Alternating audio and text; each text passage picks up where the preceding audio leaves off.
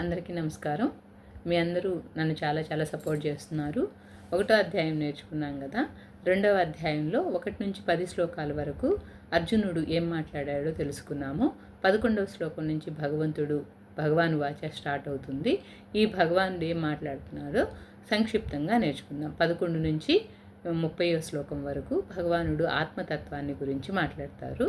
11వ శ్లోకంలో అర్జునుడు మాట్లాడిన దాని గురించి విన్నటువంటి భగవానుడు, నువ్వు శోకింపదగిన దాని గురించి, బాధపడిన దాని గురించి బాధపడుతున్నావు, కానీ బుద్ధిమంతుల్లాగా మాట్లాడుతున్నావు. జ్ఞానులు ఎవరైనా కూడా మరణించిన వారిని గురించి కానీ జీవించి ఉన్న వారిని గురించి బాధపడరు అర్జున. 12వ శ్లోకంలో, నీవు కానీ నేను కానీ ఈ రాజులు కానీ ఒకప్పుడు లేకుండా లేరు, ముందు కూడా లేకుండా పోరు, మనమందరము నిత్యులము అనే ఆత్మతత్వం గురించి చెప్తున్నారు.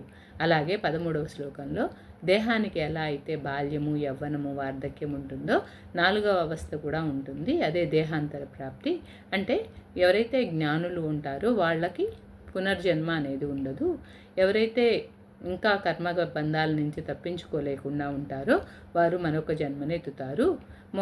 ఎవరైతే జ్ఞానులు ఉంటారో వాళ్ళ కర్మబంధము అనేది లేకుండా పోతుందో వాళ్ళకి మోక్షం లభిస్తుంది అని చెప్పి చెప్తున్నారు. అయితే 14వ శ్లోకంలో ఇంద్రియాల గురించి చెప్తున్నారు అన్నమాట. ఈ ఇంద్రియాల ద్వారా అనుభవించేది ఏదైతే ఉంటుందో అది ఒకసారి బాధని, ఒకసారి సంతోషాన్ని కలిగిస్తుంది. ఇదంతా అశాశ్వతమైంది, కాబట్టి నువ్వు స్థిరచిత్తంతో యుద్ధం చెయ్యి అని అంటున్నారు. అయితే ఇంద్రియాలంటే ఏంటంటే 6 జ్ఞానేంద్రియాలు, 6 కర్మేంద్రియాలు, 1 మనస్సు. చేతులు, కాళ్ళు ఇవన్నీ కూడా కర్మేంద్రియాల కిందకి వస్తాయి. మనస్సు తెలుసు కదా, మనం బాధని అనుభవించేది మనస్సుతోటే. జ్ఞానేంద్రియాలంటే మీకు తెలుసు, కళ్ళు, చెవులు, ముక్కు, నోరు, నాలుక, చర్మము, ఇవన్నీ కూడా జ్ఞానేంద్రియాలు. 15వ శ్లోకంలో, ఎవరైతే ఈ సుఖదుఖాలని సమంగా భావిస్తారో వాళ్ళే ధీరుడు అంటున్నాడు. వాళ్ళకే మోక్షాన్ని అర్హత ఉంటుంది. ఆ ధీరుడు అనేవాడికే. మోక్షం అంటే ఏంటంటే శాశ్వతమైన ఆనందం అని చెప్పి 15వ శ్లోకంలో భగవంతుడు చెప్తారు.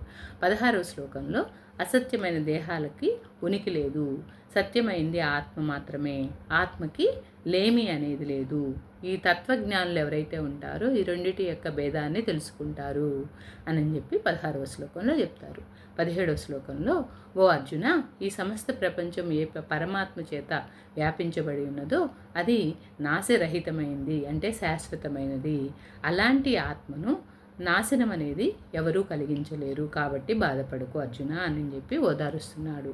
18వ శ్లోకంలో ఆత్మను గురించే భగవంతుడు మాట్లాడుతూ, ఓ అర్జున, నిత్యుడు, నాశరహితుడు, అప్రమేయుడు ఆత్మ యొక్క ఈ దేహము నాశనవంతము, కానీ ఆత్మకు నాశనం లేదు, కాబట్టి ఆత్మని గురించి కానీ దేహము గురించి కానీ శోకాన్ని వదిలి యుద్ధము చెయ్యి అని ధైర్యం చెప్తున్నారు.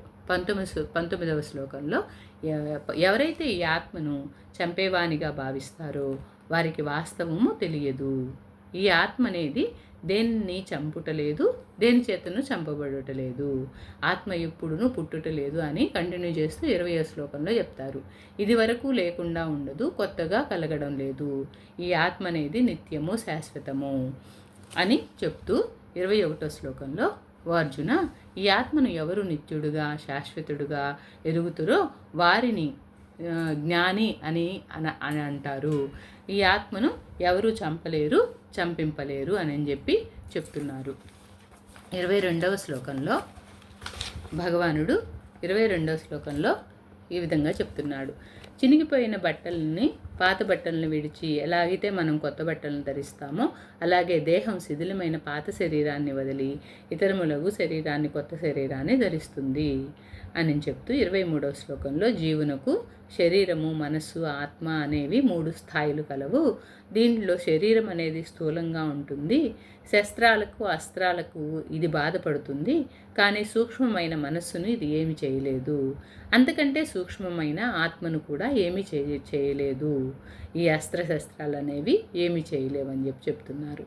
24వ శ్లోకంలో, ఈ ఆత్మ అనేది ఛేదింపజాలదు, దహింపజాలదు, తడుపజాలదు, ఎండింపజాలదు, శాశ్వతుడు, స్థిరస్వరూపుడు, నిశ్చలుడు, పురాతనుడు అని చెప్తున్నారు.